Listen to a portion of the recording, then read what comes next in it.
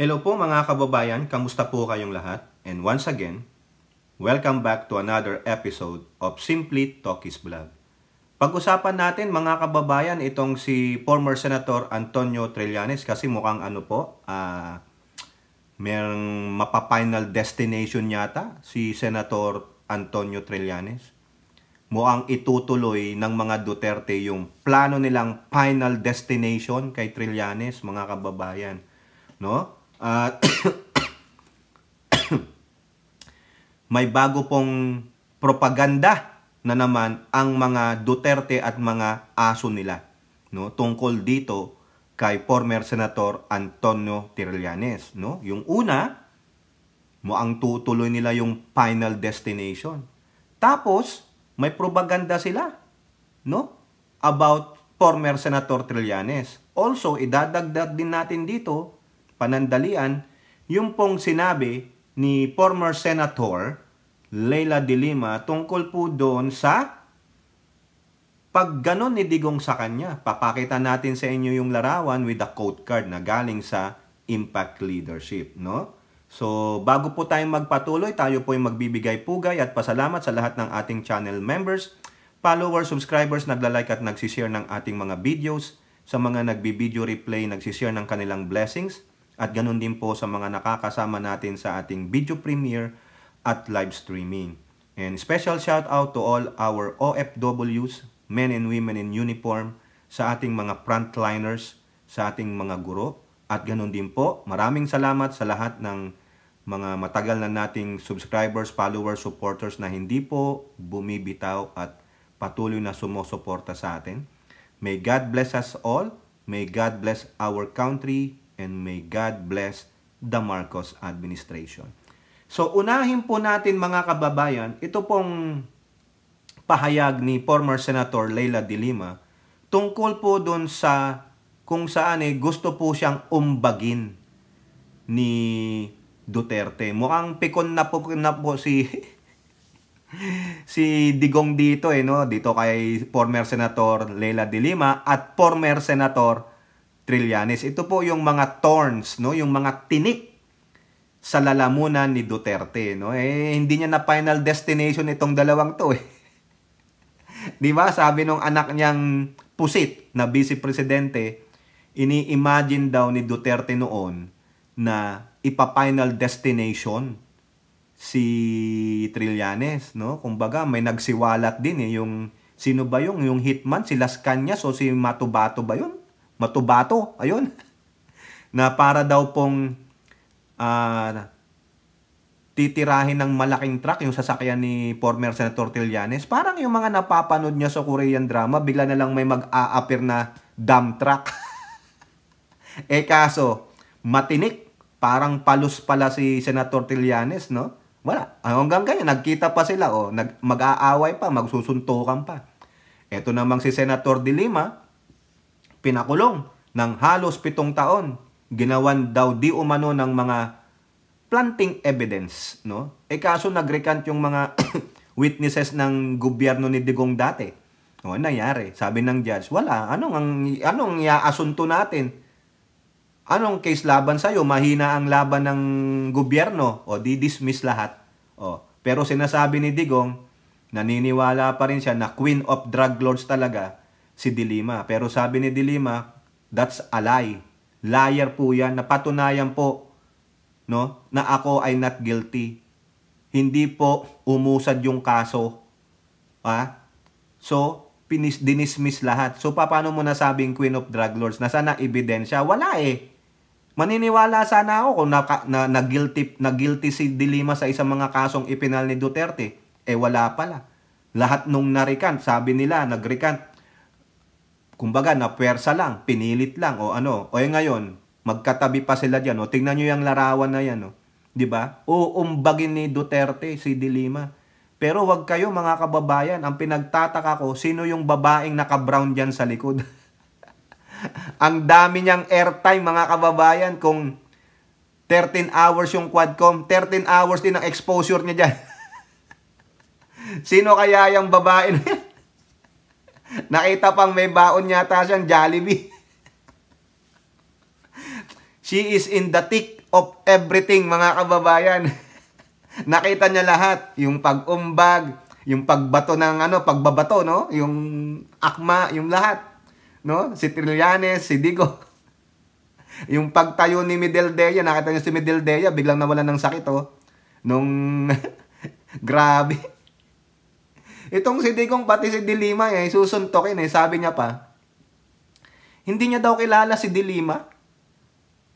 Kasi daw nagbago ng hairdo. Ang lakas asar mga kababayan, no? Kaya si Dilima nagsalita, oh. Nung nalaman niya na may nagsabi sa kanya na gusto siyang suntokin ni Digong. Tingnan niyo, the picture will not lie, Digong. Ikaw talaga, woman beater ka pala. Nakakahiya ka na.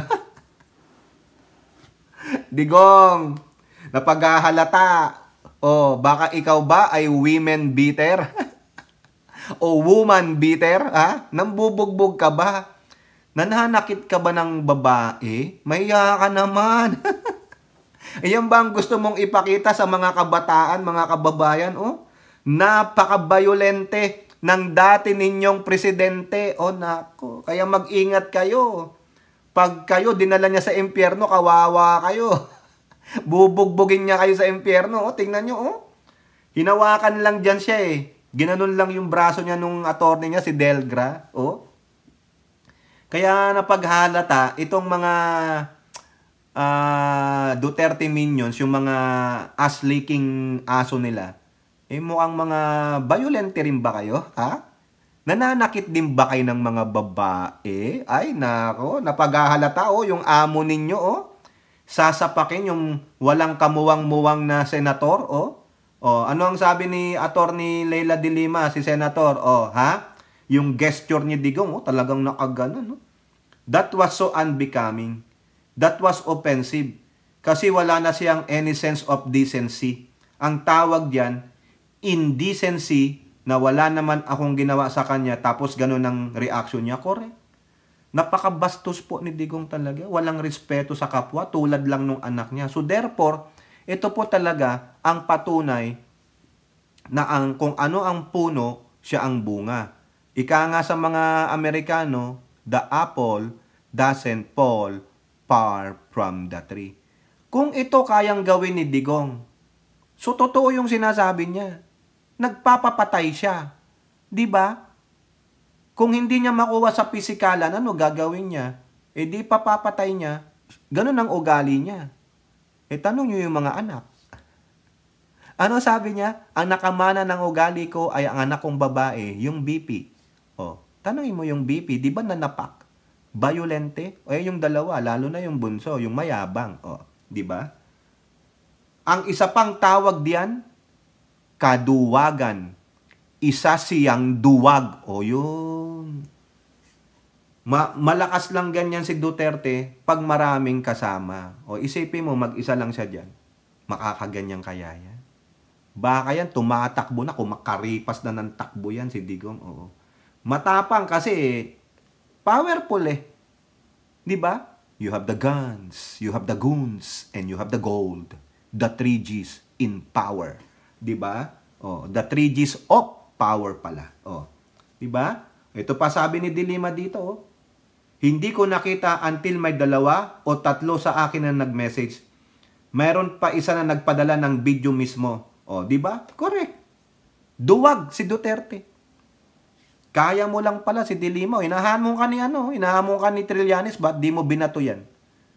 Para nagkaalaman. Dapat binato mo si Trillanes para nagkaalaman.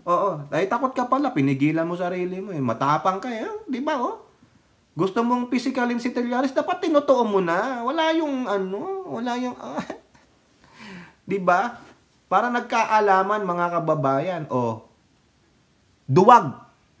Ayun po ang sinabi ni former Senator Attorney Leila de Lima. Aside from that, wala nang decency si Digong. Yun ang nature nila di ba? Yang pamilya niya, walang decency. Walang good manners and right conduct. Why?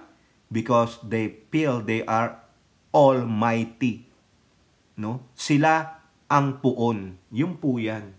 Okay? Punta naman tayo ngayon dito kay former Senator Antonio Trillanes at ngayon tumatakbong mayor for Caloocan. O, antindi po nung pinasabog niya doon. Kaya nga nagalit si Nagalit si Digong Pero wala namang sinabi si Trillanes sa kanya. 'Di ba? Sino bang lalong nagpainit? Di si David Suarez. 'Di ba? Tinatanong niya kung magsasign ka ba ng waiver ngayon gagawin mo. Tanong ni Digong, ano kapalit? Sampalin ko siya sa publiko, si Trillanes. Ano lang sabi ni Trillanes?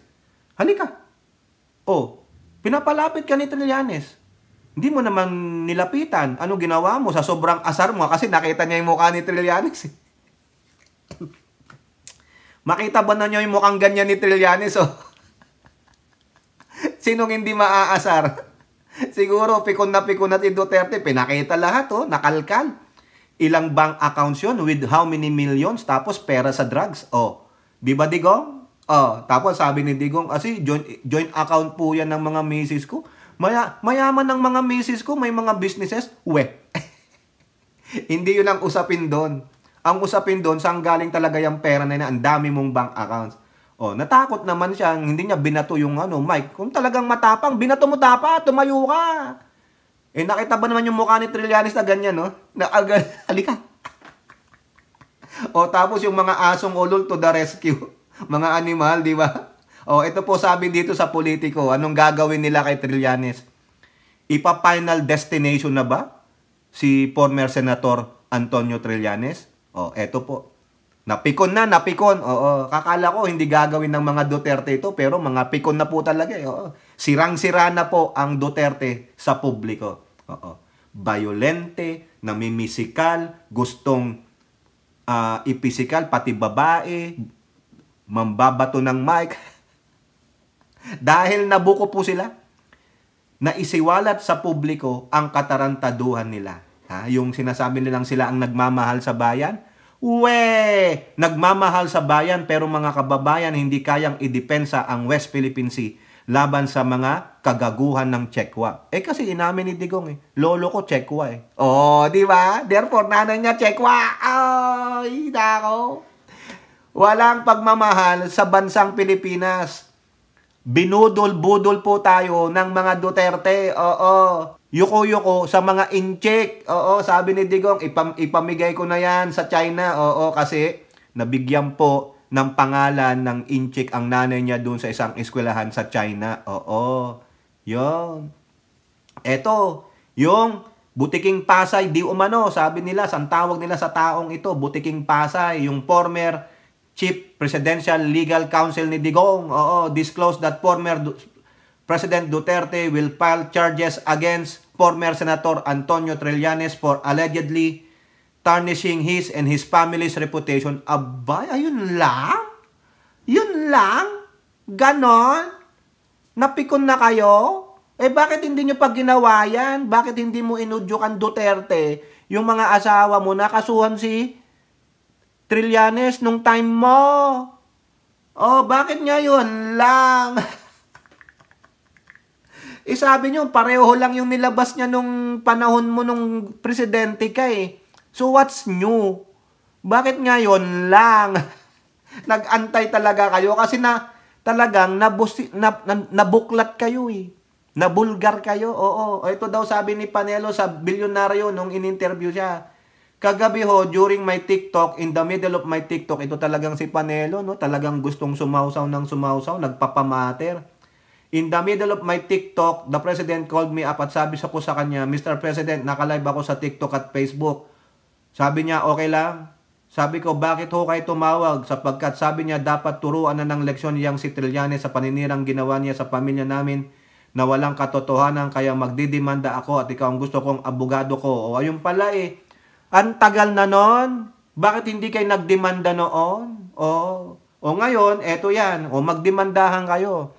So, patunayan mo na hindi totoo yung mga nilabas ni Trillanes. Magkakabuksana na po. Ayan na. Panindigan nyo yan Demandan nyo si Trillanes. Nung tinanong po siya ni Corina Sanchez, about the charges to be filed, Sal Panelo said, paninirang puri po yan. Kasi yung sinasabi niya, roon na drug lord daw si Kongresista Pulong at yun daw mga pera sa bangko ay puro galing sa drug money, puro galing sa drugs, paninira yan. O, ayun, so malalaman natin kung may tato o wala si Pulong sa likod. Oo. Panelo said the bank accounts presented by Trillanes before the HOR committee are not new. O, hindi na nga, bago eh. Bakit hindi nyo yung pinabulaanan noon, nung presidente si Digong? O, di ba? O, in 2016, Panelo said she was given a special permit by Duterte to secure a certification from the bank about the contents of the account. Kung natatandaan mo sa BPI, lumabas na yan at yung sinasabi niyang 10 million sa bangko, si Presidente Duterte, nung lumabas yung certification, kung magkano ang deposito ay 16,000 lang. So, ibig sabihin, meron talagang account. Di ba? Ngayon, magkakaalaman, hindi pala 10 million mga kababayan, 210 million. I asked for a certification na if it can certify that at nowhere, no time from the start of the deposit to the present time when I asked for the certification, there was no 210 million in the bank. At yun nga po ang certification ay 16,000 lang at walang ganong pera si Presidente. Ba't di kayo nagdemanda during that time? At nung sinasabi na drug lord si Pulong that time, ba't hindi nagdemanda si Pulong? Di po ba? Panelo also accused Trillanes of using the issue for propaganda purposes. Propaganda lang pala. Trillanes, propaganda para daw sa iyong mayoral race dyan sa Caloocan. Sabi pa ni Panelo, lumang tugtugin na po yan. Alam po ninyo ang ginagawa niyang taong yan ay talagang propaganda lang. Kasi siya rin nagsabi na nagfile siya, kung saan siya nagfile, puro na-dismiss sa madaling sabi, nagpo-propaganda lang siya at ginamit niya ang Quadcom. Hindi natin malaman kung sino ang nag-imbita sa kanya doon, but he was able to use Quadcom to besmirk against the... Na-besmirk pala ang pangalan ng mga Duterte at ni Digong. Ayan. Ayan. Aside from refuting Trillanes' claim regarding the amount of deposits in the account, Panelo said they would present evidence to prove that the funds did not come from illegal drug trade and that Representative Duterte is not a drug lord. Walang katotohanan lahat ng kanyang mga sinabi, yung sinabi ni Trillanes. Ayan, mga kababayan, magkakaalaman, magpapile daw ng paninirang puri o libel case kay Duterte. Bakit libel case lang? No? Kailangan i-criminal case ninyo, Hindi lang pa ano bang libel case sa atin, may criminal charge o baka may pagkakakulong o pwede na. Sige, laban-laban. Tingnan natin kung talagang sino nagsasabi ng katotohanan. Yun, wala lang barasuhan, Di po ba? Ayan, mayayari na ngayon yung bangkong pinagkuhanan ni Trillanes. Sabi, wala daw 210 million sa isang bangko. Ang meron lang 16,000 pesos. So, ibig sabihin, paano nakakuha ng ganun si Trillanes? Gawa-gawa lang? Sino nag-certify nung 210 million na hawak ni Trillanes? At sino rin ang nag-certify nung hawak nila Panelo na 16,000 lang dun sa account na yon? So therefore, ibig sabihin, may account na nag-i-exist. Ayun ang totoo na base sa ating nabasa. Kasi sabi ni Trillanes, 210 million ang pera dun sa account na yon. Sabi naman ni Panelo, hindi, 16,000 lang. So therefore, nag-i-exist yung account. Kung nag-i-exist yung account na yon, yung mga iba pang bank accounts doon, bakit hindi pinabulaanan? Di ba? Yun. Baka iba-ibang bangko. Sige, maganda ito mga kababayan. Now, eto pa ang insinuation nilang mga kababayan. Eto ang matindi nilang insinuasyon. Yung propaganda nila about sa ginawa ni Trillanes dyan sa Quadcom. Di ba? Kung maalala nyo, meron doon sinabi si Panelo na hindi nila alam kung sino yung nag-utos, diyan kay Trillanes para gamitin ang Quadcom sa propaganda niya, Ito, ulitin natin. Hindi natin malaman, sabi ni Panelo, dun sa unang article, hindi natin malaman kung sino ang nag-imbita sa kanya doon, but he was able to use Quadcom. Ayun. Hindi nila alam sino nag-imbita. Bakit din nyo tanungin si Barbers? So, ibig ba sabihin, Pupunta si Trillanes doon kung may nag-imbita sa kanyang hindi taga-Quadcom? Di ba? Oh, pinayagan siya ng Quadcom eh. Pinanumpa siya, nag-take out siya tulad ng amo mo. So therefore, Quadcom ang nag-imbita. Members of the committee ng Quadcom na yan. Oh, ano insinuation ngayon? Baka may iba pa silang ibig sabihin. Sino ang nag-imbita sa kanya? Yan, tingnan ninyo. Malacanang sponsored. Duterte suspects Trillanes is Marcos' new attack dog. Ay, nako! Aray ko, ayun na po. Ayan na ang propaganda. Kasalanan na naman to ni Pangulong. Sabi na natin, oy, Elora, Suset, Miyu, Maritel. Tama yung sinasabi sa inyo dati. Kasalanan lahat ni Pangulong Bongbong Marcos. O ayan na po, sinasabi nila. Bagong attack dog ng Malacanang si Trillanes. Malacanang sponsored daw si Trillanes. O ayan o, di ba? Nagla-libel na rin kayo. Pwede na bang kasuhan yan? Nagla-libel na kayo. Ay, ay, ay. Former President Rodrigo Duterte suspect that Malacanang is backing former Senator Antonio Trillanes in the latest attacks against him. Ang suspect daw ay ang Marcos. So, ibig sabihin, noong 2016, Marcos din? Kasi pareho lang yung pinresenta ni Trillanes eh. Ha? Inimbita lang siya ng Quadcom kasi related eh. 'Di ba? Drugs pa rin ang question eh. Noong 2016, inisponsoran na yan ng Marcos. Inisponsoran na ng pamilyang Marcos at ng alay nila. Mas lalo ngayon, in-intensify ninyo na nakaupo na ang Pangulong Marcos sa Malacanang. Sabi nyo, Malacanang, labas kayo ebidensya. Duterte claimed that cash-strapped Trillanes would not act without any support, suggesting his connection to President Ferdinand Marcos. Abay, may connection pala si Trillanes? Ha? Talaga? May ebidensya? Nasaan? Eto na naman tayo. Talaga isisisi kay Pangulo. Ang tindi ng black propaganda. Wala nang kaalam-alam ang Malacanang dyan. Ni hindi nga kayo pinakikialaman ng Malacanang, pero kinabit nyo pa rin si Trillanes. Ay, kawawa naman si Trillanes. Kawawa naman ang mga dilawan ni Trillanes. Kawawa lang naman yung Magdalo. Ha? Talaga? May koneksyon kayo? Binibigyan kayo ng pondo ng Malacanang o ni Pangulong Marcos o ng Marcos family? Really? Nasaan ang ebidensya? Eto na naman tayo. Propaganda. Propaganda. O ayan. Tapos, sasalsalin ng mga minions nila, yung mga brown starfish leakers, kissers. Ayon. Mapapaniwala yung iba. Pero sinasabi ko sa inyo mga kababayan, hanggat wala silang mapakitang hard evidence about the connivance of PBBM or the Malacanang and Trillanes, it is just a black propaganda of this Duterte. Naghahanap lang sila ng pagdideflect ng issue about that bank accounts and the money in that bank accounts. Nasukol sila eh. Ngayon, ang gagawin nila, i-deflect nila. Deflect, deflect, deflect para mamatay yung issue sa amin. Ganun po yan. Sisiraan nila yung naglabas ng katotohanan. Deflection. Di ba sabi ng mga mambabatas kay Pusit, magaling po silang gumawa ng deflection, magaling silang umiwas kasi nga mga pusit po sila. Oo. Ito pa sabi, the former leader raised his suspicions about Malacanang sponsored Trillanes during a phone call with his friend Atty. Salvador Pomelo.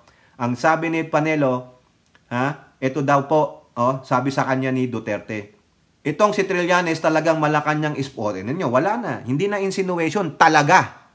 May pruweba na. Talagang Malacanang sponsored yan. Hindi gagalaw yan ng ganun. Walang pera yan. Ibig sabihin, yung mga kumakalaban sa inyo, mga anti-Marcos yan eh. Mga dilawan yan, pinklawan yan eh. Ibig sabihin, bati-bati sila? Nasaan ang pruweba? Nasaan lalo yung nag-i-sponsor ang Malacanang? Baka gawain mo, Digong. Kasi sa yun mismo nanggaling nga bunganga eh. Diba? Biruhin nyo yung Dilawan, Pinklawan, kakampihan yung arch nemesis nila. Anti-Marcos yung mga yan. Tapos i-blame ninyo. Si Trillanes, anti-Marcos yan. Bakit hindi nyo tanungin yung mga Dilawan? Mas mayayaman yung mga yan. Aral yung mga yan. O, di ba? Ang sisi kaagad sa Malacanang kay PBBM, wow, ang galing. Oo. Wala daw pera si Trillanes. How sure are you na walang pera si Trillanes? How sure are you na wala siyang mga sponsors na mga kakampi niya sa partido niya, sa mga kamista niya? Di ba? Magdalo yan eh. Oh.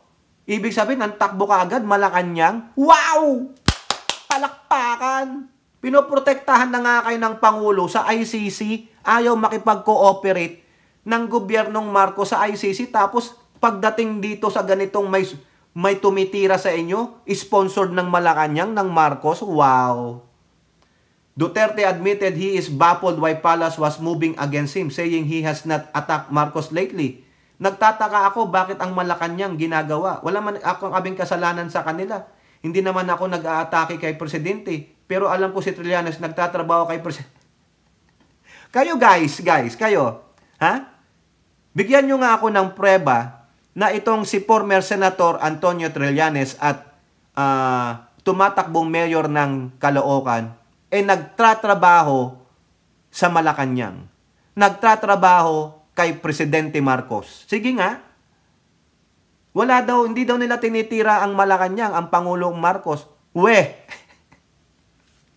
Bakit di mo tanungin yung mga aso mo? Bakit di mo tanungin yung anak mo? Yung mga anak mo? Lalo na yung babae saka yung bunso mo. Nagbabanta-banta yung anak mo sa presidente. 'Di ba?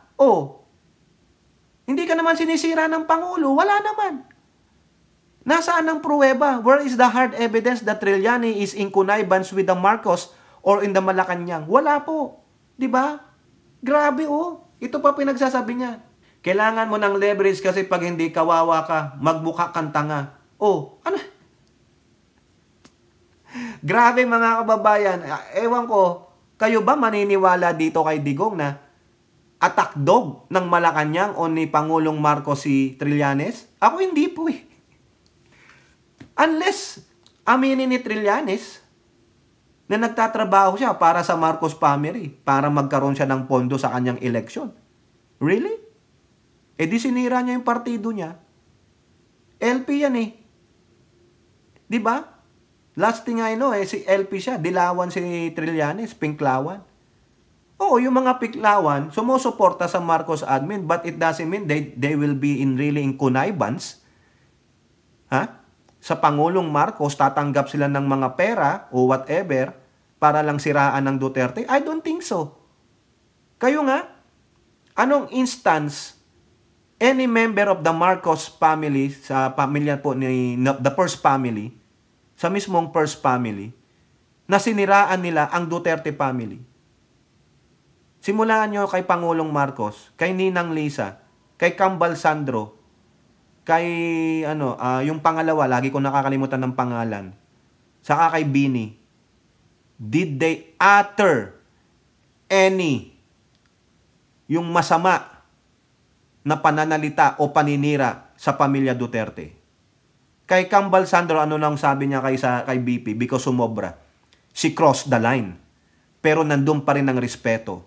How about those two kids? Wala. Tikom ang bibig nila. Si Lola Meldy, wala. Si Madam Irene, wala. Yung isa pa, si Ma'am Amy, wala. Any member of the Marcos generations or family, wala. Sino ang tumitira sa Marcos, lalo na sa first couple? Di ba ang mga Duterte? Lalong-lalo na yung BP saka yung mayor ng Davao City? Nagbanta pa nga sila. Anong sabi nung Baste? Remember the Romanovs. Remember Mussolini. Yung mga yon, inassassinate. Anong sabi ni Sara? Ini-imagine niya, tinatanggalan niya ng ulo ang presidente. Kaya nga nagalit na si Sandro eh. O, tapos dito, gagamitin ng Malacanang si former Senator Antonio Trillanes. Suplakin nyo ako kung wala akong alam. Pero sa pagkakaalam ko, never. Hindi. Di ba? Di sana inamin na dyan ni Trillanes. Nakita nyo lang yung Bismarck sa mukha, yung ano, yung pagiging, yung gano'n ni Trillanes, yung mukha niyang yan. Ha? Na pang-aasar. Naasar ka lang eh. Digong eh. Tapos iisipin mo, state-sponsored na, Malacanang sponsored, Marcos sponsored, attack dog na ng Pangulong Marcos si Trillanes. Labas ka ebidensya. Pag nilabasan nyo kami ng hard evidence, no? At totoong-totoo yan, dun lang ako maniniwala. So far ngayon, sa akin, hindi mangyari. Parang nilaglag na lang ni Trillanes yung mga kakampi niya sa LP, yung mga dilaw at pinks, di ba? Oh. Pero, yung mga pinklawan, lalo na yung mga suporte nila, sabi nila, sumusuporta kami sa Pangulong Marcos kasi nakikita nila yung ibang programa ng mga idols nila, tulad ni Mama Lenlen, nila Kiko Pangilinan, ginagampanan ng Pangulong Marcos, ginagawa. O di ba? Ilan yung may ilang batas si Kiko Pangilinan na ginamit ng Pangulo? O si Lenny, yung mga ilang mga programa niya, di ba? Malaki ang tulong ng gobyerno sa Bicol Region, nasa lanta ng Bagyong Christine. Di ba? O, hindi naman kung may nagreal ng korupsyon, bahala na silang mag-file ng kaso. Pero yung sasabihin yung attack dog, kailan? Kailan nag-hire ng attack dog ang pamilya Marcos? Sila ang inaatake. Binabaliktad nyo eh. Reverse psychology ang ginagawa ni Digong eh. Nasukol po kasi siya ni Trillanes. Napikon, ayan, magpapail ng kaso at sinabing Malacanang sponsored si Trillanes. Tao, attack dog daw ni Pangulong Marcos. Baka kayo yun. Kayo ang dami nyong attack dog pero mga bubo at tanga. Oo. Kayo po, ano pong inyong masasabi dyan, no? Kakasuhan daw po si former Senator Antonio Trillanes ng paninirang puri o libel case, no? Nagalit na po si Digong at yung pamilya niya. Ipa-final destination yata si Trillanes at sinabing attack dog ng Malacanang si Trillanes. At si former Senator Leila de Lima, tinawag pong duwag si Digong. O kayo po, ano pong inyong masasabi? Comment down below. And don't forget to like and share. Hope to see you in the next videos. Bye-bye. God bless.